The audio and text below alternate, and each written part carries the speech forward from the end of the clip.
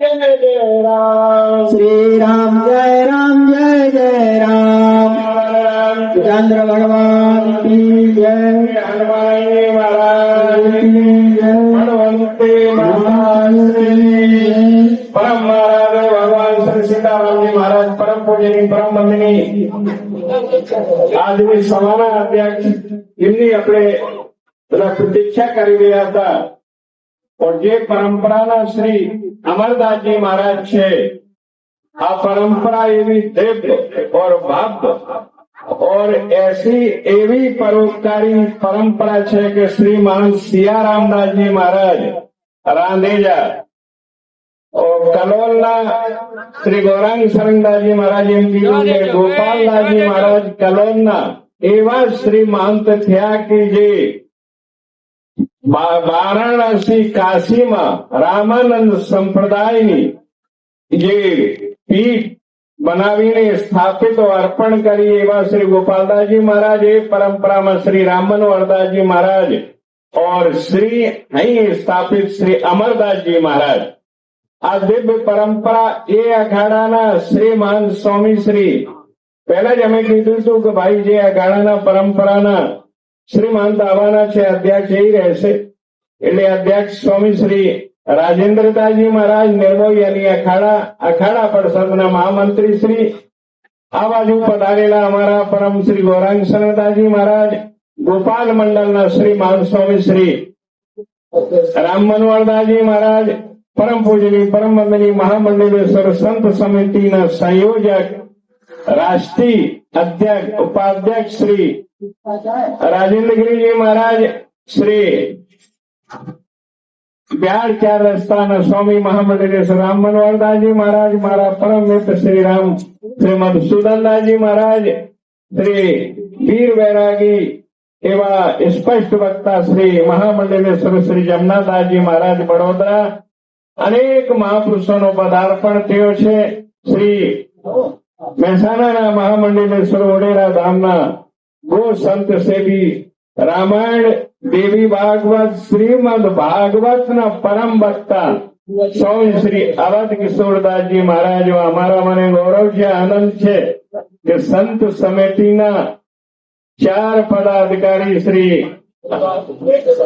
અમારા साथी श्री दयालपुर जी महाराज पण पधारेला छे और संत समिति ना संयोजक श्री अरविंद भाई ब्रह्म भट्ट श्री पण पधारा छे।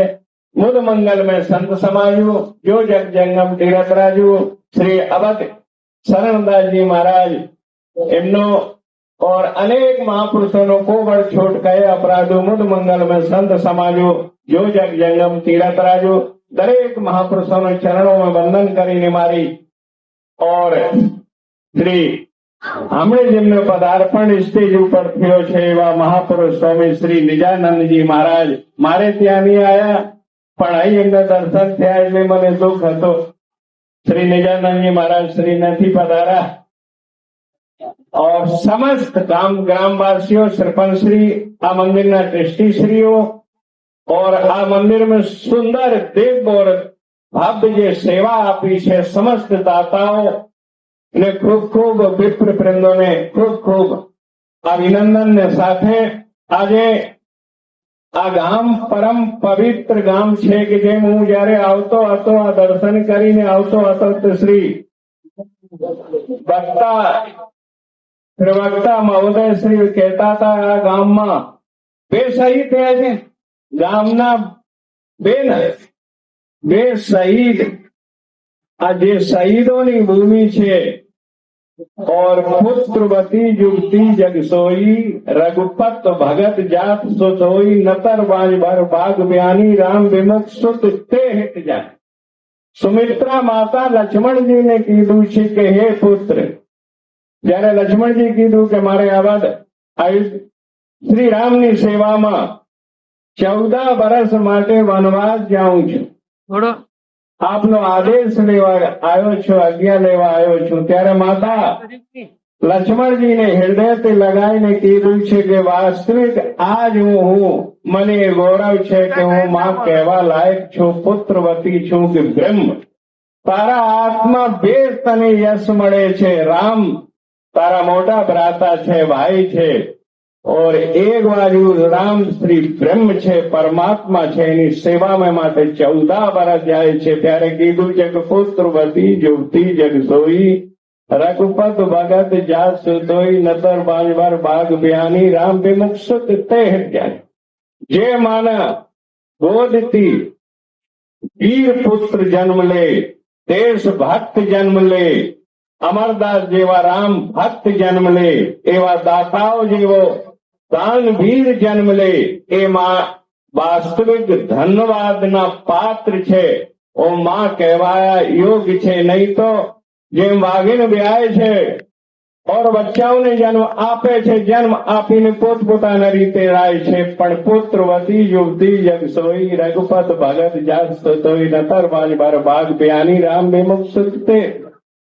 જે ગામમાં દેશભક્ત હોય और જે ગામમાં એવા દાતાઓ હોય, और જે ગામમાં ભગવાનનો શ્રી રામ અમરદાસ જેવો એ રામ ભક્ત હોય, એ ગામ ધન છે, માં ધન છે, પુત્ર ધન છે, કોઈ દેશ ધન છે. એટલે પુત્ર એટલે અમારે ત્યાં દેશવીરોની ભૂમિ છે કે જે દેશ માટે શહીદ થયા છે, બલાત્કાર में પકડેલા, और एक ભાગતા જે ગોલીથી મરે એની મુક્તિ નથી થતી, અનેક જન્મો સુધી નર્કગામી બને છે.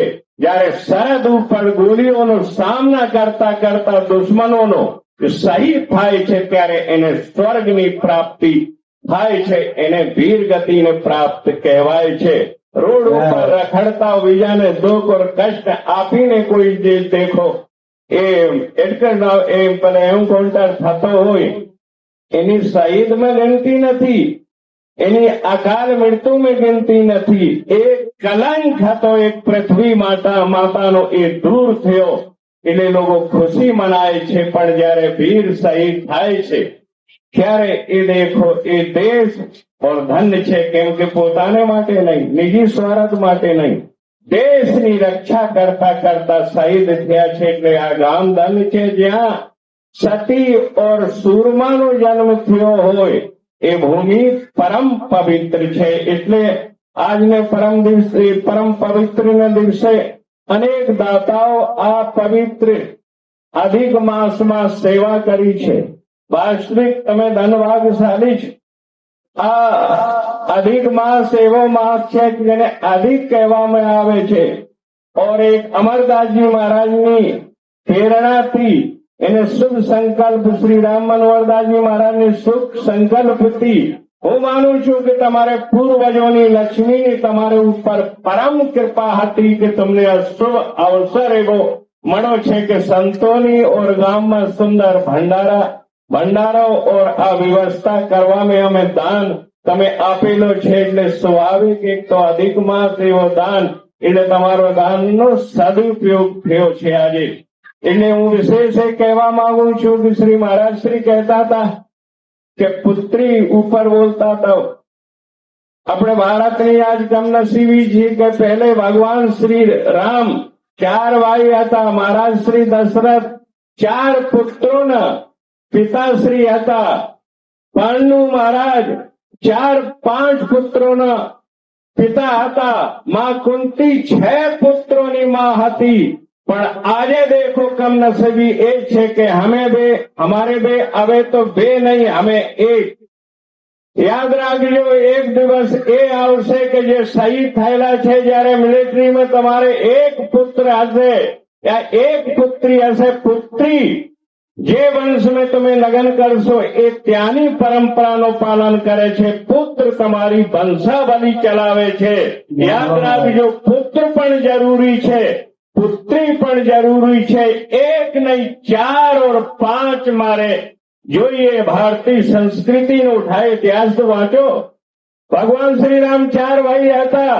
2 ભાઈ વનવાસમાં ગયા, શ્રી રામ और લક્ષ્મણ. ભરત और શત્રુઘ્ન અયોધ્યાની રક્ષા કરી. કદાચ 1 રામ હોત और વનવાસ થયો હોત તો 14 વર્ષ માટે વનમાં ગયા હોત, બીજા રાજા ચડાઈ કરીને અયોધ્યાને લઈ શકતો હતો. એટલે 2 ભાઈ વનમાં રહ્યા, 2 ભાઈ અયોધ્યાની રક્ષા કરી. 5 પાંડવો આખી 100 પુત્રોને પરાસ્ત કરીને એમની વંશાવલી ચાલુ રહી. એટલે અમારે 2 नहीं, 1 नहीं, 4 और 5 આ ભારતીય સંસ્કૃતિ ઇતિહાસ તો વાંચ્યો, આ કોને પરંપરા બનાવી છે. હું તો આ સાધુ સંતોના મારો સાધુ સંત સમિતિમાં ઠેરાવ થયેલો છે કે જે જયારે કાયદો બનો હતો કે 3 પુત્ર या સંતાન હોય એને વોટિંગનો અધિકાર નહીં રહે, પણ આ પરંપરા બદલીને જે 2 સંતાન હોય એને એ નહીં, અમારે તો 4 और 5 આ પરંપરા આ કાયદો નષ્ટ કરીને, કેમ કે એક દિવસ જેને 1 પુત્ર હતો મિલિટરીમાં જવાનું હોય તો નહીં મોકલે, એમને પોતાના ધંધામાં બનાવે, કલેક્ટર બનાવવાનું હોય તો એ નહીં મોકલે, કલેક્ટર નહીં બનાવે, ડીએસપી બનાવવું હોય ત્યારે એને નહીં, કેમ કે પોતાને જયારે ડીએસપી કોણ બનશે, કલેક્ટર કોણ બનશે. થોડાક દિવસ અમદાવાદની ઘટના હતી કે એક મુસ્લિમ ભાઈ અધિકારી હતો, और જયારે એક દેખો જેહાદી એ છોકરીઓને ભગાઈને જયારે કોર્ટ લગન ત્યાં કરતો તો ત્યારે એ દેખો સિંધુ પરસાદો આરએસએસના જવાનો વિરોધ કર્યો, ત્યારે 1 नहीं 65 એ વ્યક્તિએ લગન કરાવી હતી ગેરકાયદેસર. કેમ કે મુસ્લિમ અધિકારી હતો, હિન્દુની છોકરી, મુસ્લિમ છોકરો. એટલે અમે કોઈના વિરોધી નથી, પણ મારી પરંપરાઓ સનાતન ધર્મની સદૈવ ધ્વજા લહેરાતી રહે और પરંપરા ચાલતી રહે. એટલે એ આપને બધાને અપીલ કરવા માંગુ છું. બધાને લીધું એટલે દરેક મહાઅધ્યક્ષશ્રી, દરેક સંતોને મહાપુરુષોને ચरणों में वंदन. श्री अमरदास जी महाराज सुंदर और पवित्र अधिक मास में આ ભક્તોને લક્ષ્મી और મન और ધન પવિત્ર કરવાને અવસર આપું છે, એટલે એમને વંદન કરીને મારી વાણીને વિરમું છું. જય શ્રી જય શ્રી રામ. ખૂબ ખૂબ આભાર પૂજ્ય મહાનશ્રીએ સમાજની ચિંતા કરી છે. આજે દેશની પરિસ્થિતિ બદલાઈ રહી છે, એટલે સમાજને પોતે પણ ચિંતન કરવાનો અવસ્થા આવી રહ્યો છે. દાનવીર શૂરવીરને હંમેશા એની ગાથા ગાતી હોય છે. એક પ્રસંગ પરિપાટીમાં શ્રી પાલડીથી ગોગાધામથી આજના આ સંત સંમેલન માટે 11,000 રૂપિયાની દશરથભાઈ ચૌધરી તરફથી મળેલું છે. એમને ખૂબ ખૂબ આભાર. ધનનો સદુપયોગ કર્યું છે.